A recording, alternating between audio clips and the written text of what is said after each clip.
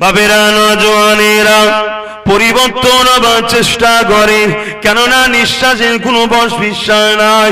আল্লাহ দরবারে ফিরিয়ে যেতে হবে, কবরে সবাইকে যেতে হবে। মিনহা খালাকনাকুম ওয়া বিহা নুঈদুকুম ওয়া মিনহা নুখরিজুকুম তারাতান উখরা বলে মাটি মঞ্জিল হয়ে যাবে। এ আমার আব্বা মায়েরা বোনেরা বাচ্চারা শুনে রেখে দাও, ওই কবরের জমিনে তোমার বাপ যাবে না, তোমার মা যাবে না, তোমার ছেলে যাবে না, স্ত্রী যাবে না, স্বামী যাবে না, দুনিয়া তোমার বন্ধু বান্ধবী যাবে না, দুনিয়ার লিডার এমএলএ মন্ত্রী পীর সাহেব পীরজাদা কেউ যাবে না। ওই কবরের জমিনে তোমাকে একা থাকতে হবে গো। ওই কবরের জমিনে যদি তুমি আমার আল্লাহকে খুশি করে মুহাম্মদ রাসূল যা বলেছে মেনে নাও, আর যেটা নিষেধ করেছে ছেড়ে দাও, ওই কবরের জমিনে আমার আল্লাহ মুহাম্মদ রাসূলকে পাঠিয়ে দেবে। বুখারী মুসলিমের হাদিস, রাসূল কবরে আসবে। এ ছেলেরা, নিজের বিবেককে একবার প্রশ্ন করো, এখনই যদি মৃত্যু হয় বিকালেই জানাজা হয়ে যাবে, বা কালকে সকালে বা দুপুরের নামাজের পর, তাই তো নাকি? একটু ভিআইপি হলে, দুনিয়ার ভিআইপি হোক আর বা আল্লাহর রাস্তায় হোক জানি না, যাকে একটু ভিআইপি হলে লোকজন জানাজানি থাকলে কি হবে? একদিন নাই রাখবে কি দুদিন রাখবে কি? আল্লাহওয়ালা হলে টেনশন নেই, ও পচবে না, কেন আল্লাহর ওলিরা পচে না। জোরে বলুন সুবহানাল্লাহ। কেন? একটু লোকজন আসবে, সব দেখবে, ভিআইপি ব্যাপার। ঠিক আছে, একদিন রাখো, দুদিন রাখো, 3 দিন রাখো, 4 দিন রাখো, যদিনই রাখো না কেন কবরে তো তোমায় দিতে হবে। ওই কবরটা 2 ধরনের হবে। একটা হলো তুমি যদি রাসূলের হুকুম মেনে চলো, আল্লাহকে যদি খুশি করে চলো, তোমার জন্য কবরটাকে আল্লাহ পাক জান্নাতের একটা সুড়ঙ্গ খুলে দিয়ে ওখান থেকে ঠান্ডা হাওয়া আসবে, জান্নাতের বিছানা বিছিয়ে দেওয়া হবে, ওখানে তুমি কিয়ামত পর্যন্ত আরামের ঘুমাতে থাকবে। আর যদি এর উল্টো হয়, আল্লাহকে মানুনি, দুনিয়ার তথাকথিত আল্লাহর দুশমন যারা, তাদের পিছনে ছুটেছো, রাসূলের পিছনে ছুটুনি। দুনিয়ার লোভ লালসা, গান বাজনা, থিয়েটার, যাত্রা, মেলা, জুয়া, সমাজে সবাই গেছে, আমি না গেলে হয়? তো সমাজের সবাই যখন জাহান্নামে যাবে তখন তুমি বলে আমি না গেলে হয়? তখন তুমি রাজি তো না? তাহলে সমাজ যা করছে করুক, যাক, তুমি তোমার কবরের কথা ভাবো, তোমার কি হবে? তখন ওর কি হবে? জাহান্নামের একটা গর্ত করা হবে, যেখানে 99টা করে সাপ থাকবে। আমি বলিনি, আমার বাপ বলেনি, আমার রাসূল বলছে। একটা সাপের 2টো করে মুখ থাকবে, ওই সাপের সঙ্গে তোমাকে বসবাস করতে হবে। দুনিয়ায় আল্লাহ অনেককে দেখায় পরিবর্তনের জন্য, অনেকের কবর খোঁড়ার পরেও কবরে সাপ পাওয়া যায়। চলো অন্য জায়গায় খোঁড়ো, সেখানেও সাপ, অন্য জায়গায় খোঁড়ো, সেখানেও সাপ। 3 বার হয়ে যাবার পরে উলামারা ফতোয়া দেয়, কিছু করার নেই, সারা দুনিয়া খুললেও সাপ পাবে, কেন? ওর সাথে থাকতে হবে। তো তোমার যদি এটা হয়, আমার যদি ওটা হয়, আল্লাহ মাফ করুন। লা হাওলা ওয়ালা কুওয়াতা ইল্লা বিল্লাহিল আলী, পড়ো লা হাওলা ওয়ালা কুওয়াতা ইল্লা বিল্লাহিল আলিয়্যিল আযীম। একবার ভাবো, কে তোমার আপন, কে তোমার পর? তুমি কার জন্য কাকে হারাচ্ছ? তোমার দুশমনের জন্য তোমার আপন আল্লাহকে হারাচ্ছ, তোমার দুশমনকে খুশি করার জন্য তোমার আপন রাসূলকে তুমি হারাচ্ছ। হালকা বয়সে একটু হয়, তা বলে এমনটা নয় যে ইসলাম থেকে তুমি বেরিয়ে যাচ্ছ না। তো আস্তে আস্তে তুমি যে মনে করছো তাই মুসলমান, আমার বাপ হাজি, আমার বাপ পীর সাহেব, আমার মা হাফেজা, আরে বাপ মালিয়ে ইসলাম চলে না। ইসলাম চলে কোরআন আর মোহাম্মদ রাসূলকে নিয়ে। জোরে বলুন সুবহানাল্লাহ। ভাইরা নওজওয়ানেরা, বোঝার চেষ্টা করেন গো, আল্লাহ দিকে ফিরে আসো, রাসূলের হুকুম মেনে চলো। মাতাকুমুর রাসূল ফাখুযুহু, নবী যা আদেশ করেছে মেনে নাও, নবী যা নিষেধ করেছে ছেড়ে দাও। এ যুবকেরা, বাপেরা, মায়েরা, বোনেরা, কারণ এই দুনিয়া দুদিনের গো।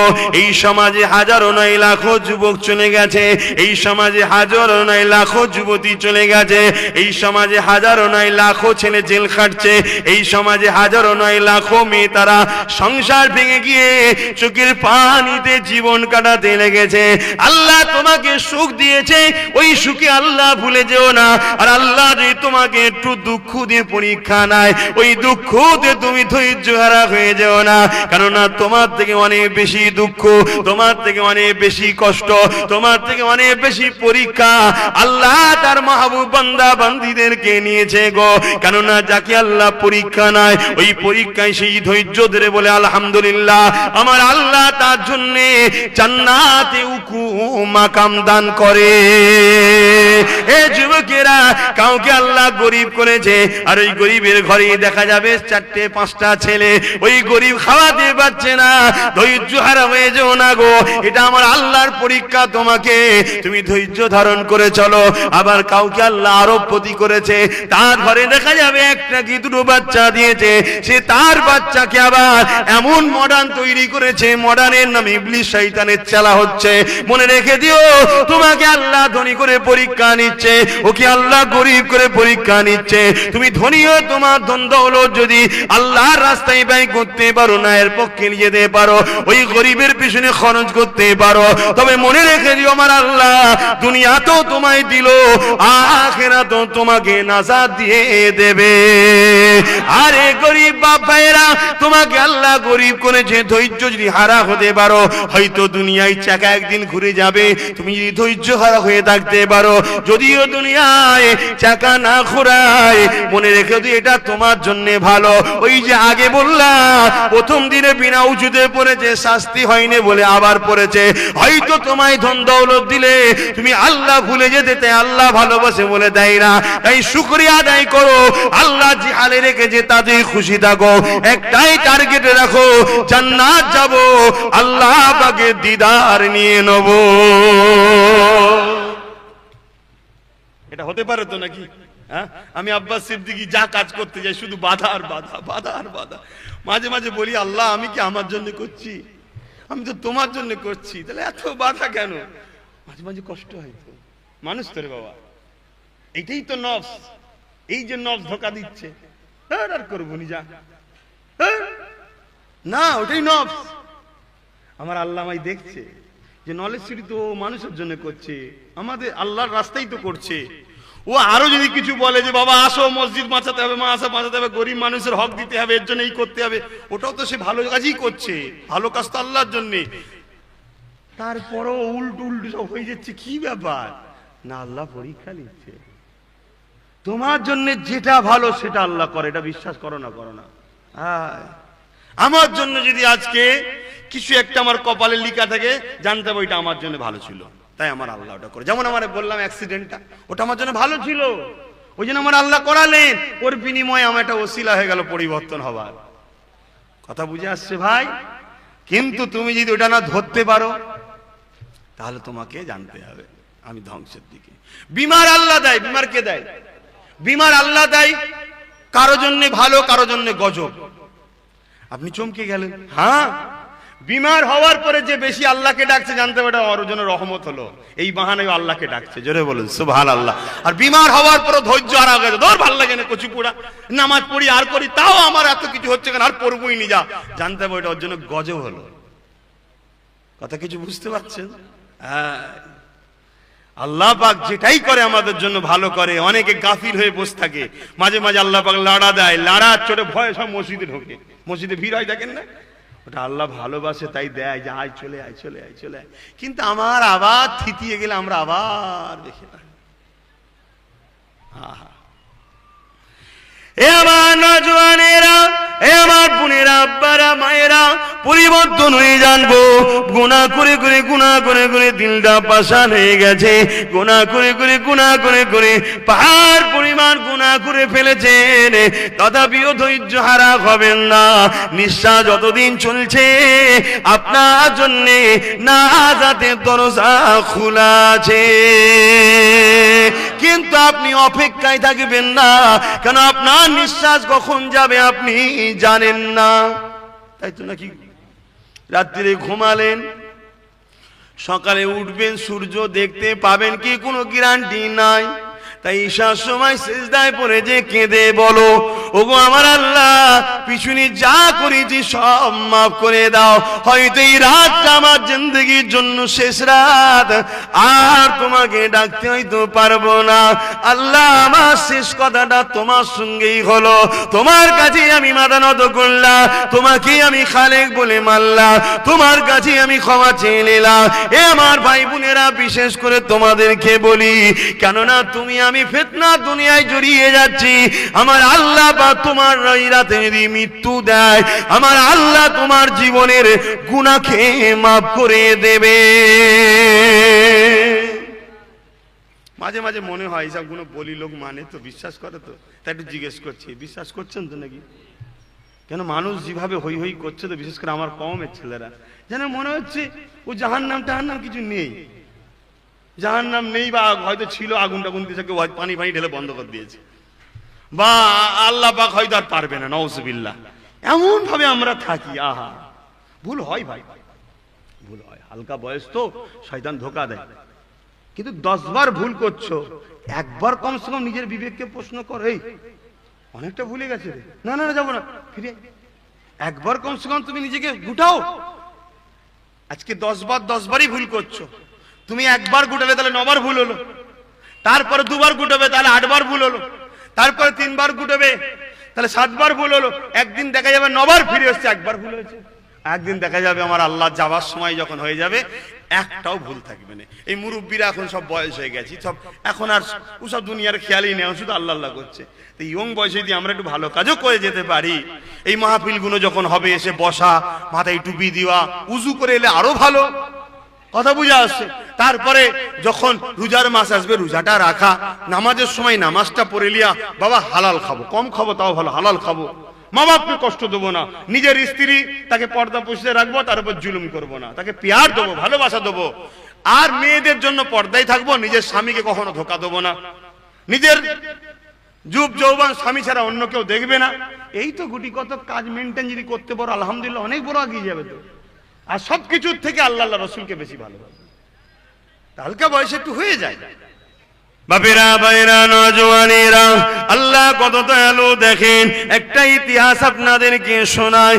একটা মানুষ ছিল, আগুনের উপাসনা করত, আগুনের ইবাদত করত, আগুনের পূজা করত। একটা মানুষ ছিল, সে আল্লাহকে কখনো ডাকে না, আল্লাহকে কখনো মানে না। তার বয়সটা তখন 70 বছর হয়ে গেছে। একটা ছেলে জন বয়স থেকে নিয়ে বাপকে ছেড়ে দিয়ে, বুঝাবার জন্য বলছি, বাপকে ছেড়ে দিয়ে সারা দুনিয়া লোকেদের সঙ্গে উঠা বসা, ইনকাম করে তাদের পিছনে খরচ করা আর করা, বাপকে জীবনে দেখেনি। লাস্টে 70 বছরে বুড়ো হয়ে গেছে, টুক টুক টুক টুক করে ঘরে এসছে। ও বাপ ওকে রাখবে তো? হ্যাঁ, সারা জীবন তুই সব যুব যৌবন অর্থ সবার পিছনে খরচ করলি, আমারও লাইফটা শেষে গেল, 70 বছর পর ফিরে এসছিস, কি গো রাখবে?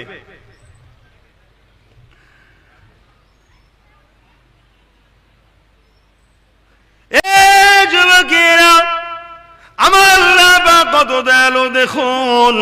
তিনি কারো মুখাপেক্ষী নয়, কারো ছাড়া তিনি চলবে না তা নয়। আরে তিনি ছাড়া আমাদেরই চলবে না, এটাই হলো বড় কথা। কিন্তু আমরা ছাড়া তিনি চলে যাবে, তিনি কারো মুখাপেক্ষী নয়। বাবারা শুনে রেখে দাও, ওই মানুষটা 70 বছর বয়স হয়ে গেছে। একদিন বেখিয়ালে আল্লাহ পাককে ডাক দিলেন, আল্লাহকে ডাক দিলেন সামাদ। আল্লাহ পাকের একটা নাম। ওই বান্দাটা সামদ বলে একজন দেবতার উপাসনা করত। সামাদ বলে যখনই ডাক দিয়েছে, আমার আল্লাহ সঙ্গে সঙ্গে লাব্বাইক বলে বান্দাকে সাড়া দিয়েছে। ওই সময় ফেরেশতারা জিজ্ঞাসা করতে লাগলেন, ওগো আমার আল্লাহ, ওকে দুনিয়ার জমিনে পাঠালে তুমি, মায়ের পেটে বাঁচিয়ে রাখলে তুমি, ওকে নিঃশ্বাস দিলে তুমি, 70 বছর খাওয়ালে তুমি, ওর শরীরের গোস্ত হাড় হাড্ডি সবই তোমার দিয়া, ওর যৌবন তোমার দিয়া, ওর সুস্থতা তোমার দিয়া। 70 বছর তোমাকে ডাকে না, উপরন্তু তোমার বিরুদ্ধে আবার শিরক করেছে, অন্য নকল মাবুদ ধরেছে। তারপরে আজকে আবার ভুল করে ডেকেছে, তুমি সাড়া দিলে কেন? আমার আল্লাহ কি বলেছিলেন? ওরে আমার ফেরেশতার এগুলো সৃষ্টি আমার, আমি আল্লাহ এদেরকে বড়ই ভালোবাসি। আরো জোরে বলুন সুবহান। ভাবো আমার যুবক ভাইরা, এত আপন কেউ নেই, সব ধোঁকা। এ দুনিয়ায় যা দেখছো ধোঁকা, সব স্বার্থের লোভে এসব দুনিয়া। কিন্তু আল্লাহ আল্লাহ রসুলই একমাত্র অরিজিনাল আপন, তাদেরকে ধরো। আমার বক্তব্য এইটা, আমি তাদেরকে ধরেছি, এখনো চেষ্টা করছি মজবুত করে আরো ভালোবাসার। দোয়া করো যেন আরো ভালোবেসে ধরতে পারি, বলুন আল্লাহুম্মা আমিন। তোমাদের জন্য দোয়া করি তোমরাও সেই আল্লাহকে আরো ভালোবেসে ধরো, বলুন আল্লাহুম্মা আমিন। কথা বুঝে আসছে? কিন্তু আমি বুঝাতে চাইছি কোনটা আপন, একমাত্র আল্লাহ আপন, একমাত্র আল্লাহ রসুল। আর আমরা যারা আল্লাহর হয়ে গেছি, আমরা একে অপরকে দিল থেকে ভালোবাসি, সেটাও আল্লাহর জন্য, রসুলের জন্য। জোরে বলুন সুবহানাল্লাহ। তাই আল্লাহ ওয়ালারাও আপন, শর্ত কি জন্যে? আল্লাহর জন্যই আপন। জোরে বলুন সুবহানাল্লাহ।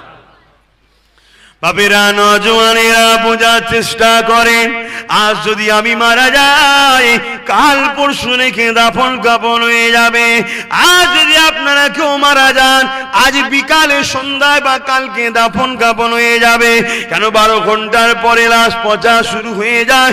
আল্লাহ ওয়ালা হলে তা পচে না, কিন্তু শরীয়তের হুকুম হলো তাড়াতাড়ি দিয়ে দাও, তাড়াতাড়ি দিয়ে দাও। কিন্তু নাচারের মশলা আলাদা রয়েছে, এই আল্লাহ ওয়ালাদের ক্ষেত্রে আলাদা রকম করা হয়। এ যুবকেরা, তরুণেরা, মশলা আম থাকে, মশলা খাস থাকে গো, সবার জন্য সমান নয় গো। অনেকে বলে সবার জন্য সমান, হ্যাঁ সবার জন্য কিছু সমান আছে, কিন্তু মনে রাখবেন জান বাঁচাবার জন্য অনেকে মরা পশুর গোশত খেতে পারে হালাল, কিন্তু সুস্থ মানুষের চলবে না। এই জন্য আমও থাকে, খাসও থাকে। যা কো বিষয় আলোচনা করছি না, আমার বিষয় হলো একটাই, যিনি সৃষ্টি করেছে তার কথা মানবো, যিনি আমাকে চোখ দিয়েছে তার কথা মানবো, যিনি আমাকে বাঁচিয়ে রেখেছে, এই জিন্দেগি যিনি দিয়েছে তার কথা মানবো, যিনি আমাকে পীরজাদা বানিয়েছে, নবীর খানদানে পাঠিয়েছে, যেই মেম্বারে নিয়ে সে সম্মানের ইজ্জত দিয়েছে তার কথা মানবো। আমি আসার পরে আপনাদের ঘরে যিনি এনে দিয়েছে, আমি তার কথা আপনাদেরকে শোনাবো। কেউ আপনাকে আনেনে ভয় দেখিয়ে চুপকি দেখিয়ে আনেনে, একমাত্র আপনাদের ঘরে এনেছে আমার আল্লাহ পাক, তিনি এনেছে। তাই তিনার গুণগান গাইবো, তিনার কথা বলবো। এ যুবকেরা শুনে রেখে দাও, সমাজে আমরা খাদ্যেতে তেজপাতা দিয়ে দেখেছে। এ মুসলমান, তোমার আমার আল্লাহ আল্লাহ রসুল ছাড়া কেউ আপন নেই গো। কে কি করছে দেখার দরকার নাই। যদি আল্লাহ আল্লাহ রসুল ছাড়া অন্য কোন রাস্তা তোমাকে আপন বলে দরদ দেখায়, মনে রাখবে শুধু তার জায়গাটাকে ঠিক করার জন্য, তার তরকারিকে খুশবু করার জন্য তেজপাতা হিসাবে তোমায় ব্যবহার করছে। যখন ইউজ হয়ে যাবে ফেলে দেবে, এমন জায়গায় ফেলবে না তুমি তোমার আল্লাহর দিকে ফিরে আসতে পারবে না, কোনো জায়গায় কাজে লাগবে। ট্রেন থেকে বেরিয়ে চলে যেতে হবে, তাই বুঝিয়ে দিয়ে যায় ফিরে আসো। জিন্দেগির একটাই মাকসাদ করো, আল্লাহকে খুশি করা। আল্লাহকে খুশি করতে গেলে আমার আল্লাহ কি বলেছে জানতে হবে। আল্লাহ কোরআনে জানিয়ে দিয়েছে, কুল ইন কুনতুম তুহিব্বুনাল্লাহা ফাত্তাবিউনি ইউহিব্বুকুমুল্লাহ ওয়া ইয়াগফির লাকুম যুনুবাকুম আল্লাহু গফুরুর রহিম। এ আমার যুবকেরা আর বোনেরা, বিশেষ করে শোনো, আব্বা মায়েরা আপনারাও শোনো। আল্লাহ কোরআনে জানিয়ে দিলেন, বড় কাফলাম কুল অর্থাৎ বলো, রাসূলকে বলতে বললেন কুল ইন কুনতুম তুহিব্বুনাল্লাহ, যারা বলে আল্লাহকে ভালোবাসি, এরা সত্যবাদী যদি হয়, একটা পরীক্ষা দিতে হবে। কি পরীক্ষাই হবে? ফাত্তাবিউনি, আগে জানো তারা আমার নবীকে অনুসরণ করে না।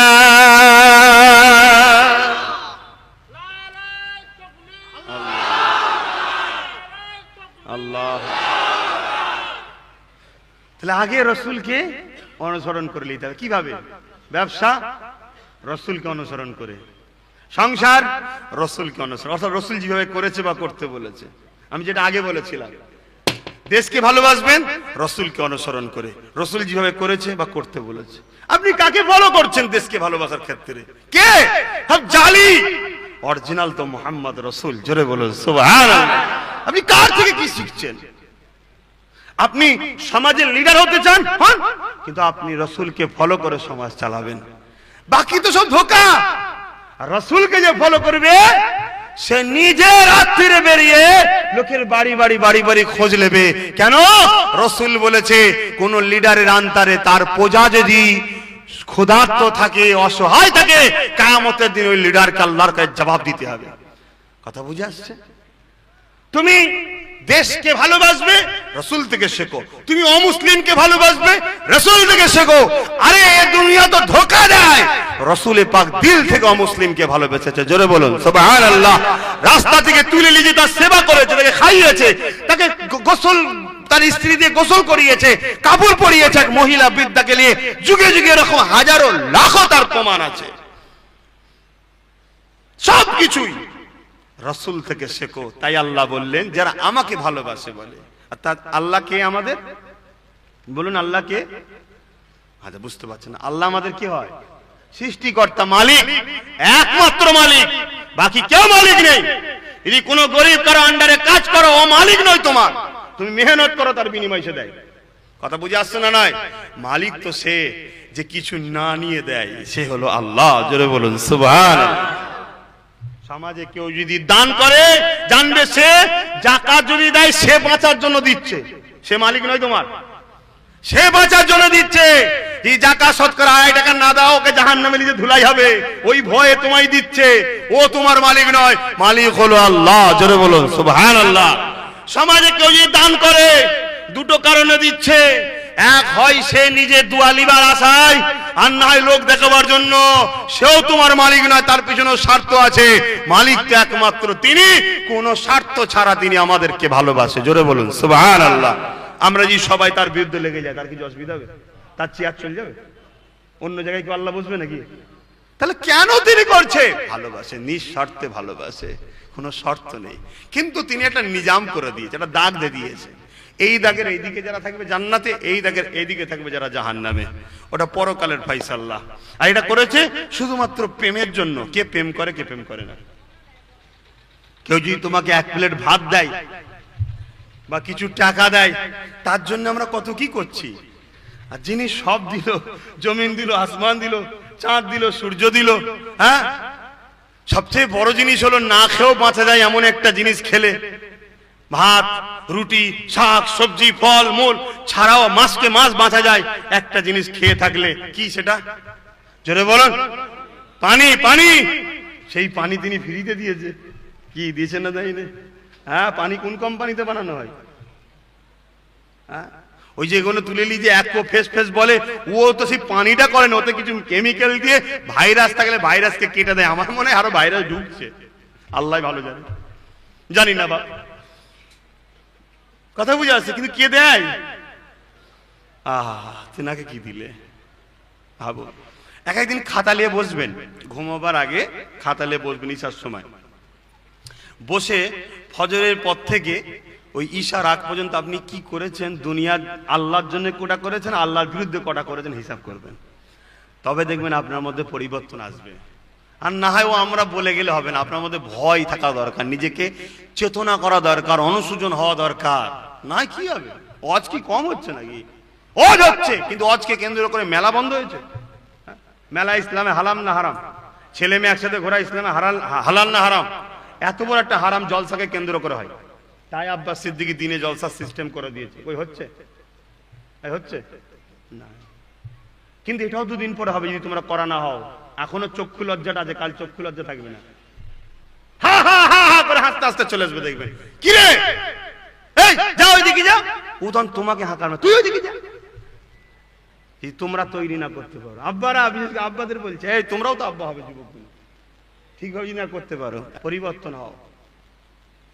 প্রত্যেকটা পুরুষ শোনো, প্রত্যেকটা পুরুষকে বলছি, এতক্ষণ তো তোমাদের ওয়াজ করলাম, আপনাদেরও বললাম, সবাইকে নিয়ে বললাম, তুমি যদি নিজে পরিবর্তন হয়ে যাও, নামাজ, রোজা, হজ, যাকাত, দান, খায়রাত, দাড়ি, টুপি, হজ টজ সব করে আল্লাহ করে সব ঠিকই আছে, তারপরেও তুমি জান্নাত যেতে পারবে না, এক জায়গায় ধরা পড়ে যাবে। কোথায়?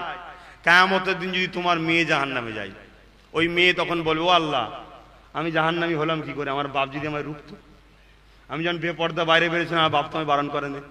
আমার বাপ যদি আমাকে টাইট দিত ছোটবেলা থেকে, ছোটবেলায় ছোট ছোট ছোট ছোট কাপড় কিনে দিচ্ছ, কাটাকুটি, হিটা কাটা, হুতা কাটা, বড় হলে তার ভাল লাগছে ঢাকতে, সে বলছে কাটাকুটি নিয়ে আসে। কথা বুঝে আসছেন? আমার কথা খারাপ লাগছে? বাস্তব। লজ্জা কিসের করছো? লজ্জা নয়, আর আমি বললে লজ্জা? হ্যাঁ, তো সেই জায়গায় ওই মেয়ে তখন বলবে, আল্লাহ আমার বাপ যদি আমায় রুখতো তাহলে আমি কি হতাম? তারপরে শোনো, স্বামীরা ধরবে, ও আল্লাহ আমার বাপটা শুধু একা নয়, স্বামীটাকেও ধরো। কেন রে? না, আমি যখন বন্ধনের লোন নিতে যেতাম আমাকে সেক্রেটারি করেছিল অমুক কমিটির সদস্য, অমুক এই হ্যান ত্যান, আমি আবার মেকআপ টেকআপ করে ফটো তুলেছি আর তুলেছি, পুরো পুরুষ দেখেছে, আমার স্বামী কিচ্ছু বলে না, শুধু বলছে টাকা লিয়ে আয়। শুনছেন না? তাহলে আমাকে যদি আজকে আমার স্বামী রুখতো তাহলে আমি জাহান্নামী হতাম না? স্বামী যদি বলতো, এই খবরদার ঘর থেকে বেরোবি না, যদি বেরোস পর্দার সাথে যাবি, মায়ের বাড়িও কোনো জায়গায় প্রয়োজনে যাবি, কাটছি তো আমি, তুই কেন বেরোবি? বলেন আল্লাহ। বড় ভাই শোনো, বাপ হারামে, বড় ভাই গার্জেন। আমার বড় ভাই মনে করতো আল্লাহ ও যদি কারোর সঙ্গে পালিয়ে যায় আমার কিছু খরচ বেঁচে যাবে, ওই জন্য আমি ঘুরতাম তুলতাম পার্কে, তাদের কিচ্ছু বারণ করতো না। আল্লাহ বলবে, ফেরেশতা এই যে অভিযোগগুলো দিয়েছে একদম পারফেক্ট, যা ওই গুণে কেস সাথে দিয়ে জাহান্নামে ভরে দে। আল্লাহ আমার নামাজ আছে, জাহান্নামে যা। রোজা আছে, জাহান্নামে যা। হজ আছে, জাহান্নামে যা। তোমার নামাজের দিকে আল্লাহ চেয়ে আছে নাকি? কথা কিছু বুঝছেন? এসব ওয়াজ করলে মনে হয় দাওদার হবে না, আর হলেও কি ভাই রেসবেন? আচ্ছা, আমি তোমাদের ক্ষতি করছি? আমি তো তোমাদের ঘরে জান্নাতে নিয়ে যাবার চেষ্টা করছি, কিন্তু যাবে কি না যাবে তুমি চেষ্টা করলে 100% আল্লাহ নিয়ে যাবে। জোরে বলুন সুবহানাল্লাহ। আল্লাহ বলেছে যেই চেষ্টা করে তাকেই পরিবর্তন করে। তুমি এক পা বাড়াও, মা বোনেরা এক পা বাড়াক, দুনিয়ায় সবাই বেপর্দা থাক, আমি পর্দা করব। এতে আমার স্বামী যদি মনে করে তুমি পর্দা করো না, আমার স্বামীর কথা মানতে পারবো না, কারণ আমার কাছে আমার আল্লাহর কথা আগে। পর্দাটা আল্লাহর কথা, স্বামীর কথা নয়।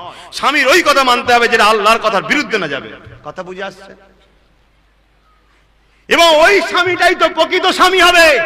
প্রকৃত চালাক যদি হয়, ওই স্বামীটা বুঝবে যে কমসে কম আমার স্ত্রীকে ঘরে রাখলে আমার চিন্তা নাই, কেন আমার স্ত্রীর অন্তরে আল্লাহর ভয় আছে। আর যে স্ত্রীর অন্তরে আল্লাহর ভয় নেই, ওই স্ত্রীকে ঘরে রেখে স্বামী বিদেশে গেলে বা বাইরে গেলে টেনশন আছে, কারণ মোবাইলে ডবল সিম থাকে। আর বেশি বলছি না, কথা বুঝছেন না? বলেন না? তো ওই স্বামীর তো খুশি হওয়া দরকার। আর স্ত্রীদেরও বলবো যে আপনাদেরও তো ওই ছেলেকে পছন্দ করা দরকার যে ছেলে মাথায় টুপি দিয়ে 5 ওয়াক্ত নামাজ পড়ে, মুখে দাড়ি রাখে। কেন দাড়িওয়ালা বাড়ি যেতে পারে না, দাড়িওয়ালা পরের মেয়ের হাত ধরে টানতে পারে না। তোমার স্বামী বাইরে থাকলেও নিশ্চিন্তায় থাকবে, কেন ওর দাড়ি টুপি নামাজ ওকে কমসে কম তোমার সতীনের হাত থেকে বাঁচাচ্ছে। কি কথা খারাপ লাগলো নাকি? আমি তা বলে বলছি না যে দাড়ি চাচা মানে সব পাপই না, কিন্তু দাড়ি চাচাটা পাপ। দাড়ি চাচাও যে বাকি দিক ভালো নেই আমি সেটা বলছি না, বাকি থাকতে পারে ভালো, বাকি অনেক ভালো থাকতে পারে, দান করে আর করে হ্যান করে, নামাজ পড়ে, রোজা রাখে, মা বাপের খেদমত করে, আছে না? নাই। কিন্তু উনি দাড়িটা রাখে না, এটা একটা সুন্নতের বেখেলাফ পাপ কাজ, ওটাকে রাখতে হবে। পরিবর্তন হওয়ার চেষ্টা করুন। আল্লাহ আমাদের সবাইকে বুঝার তৌফিক দিন। বলুন আল্লাহুম্মা আমিন।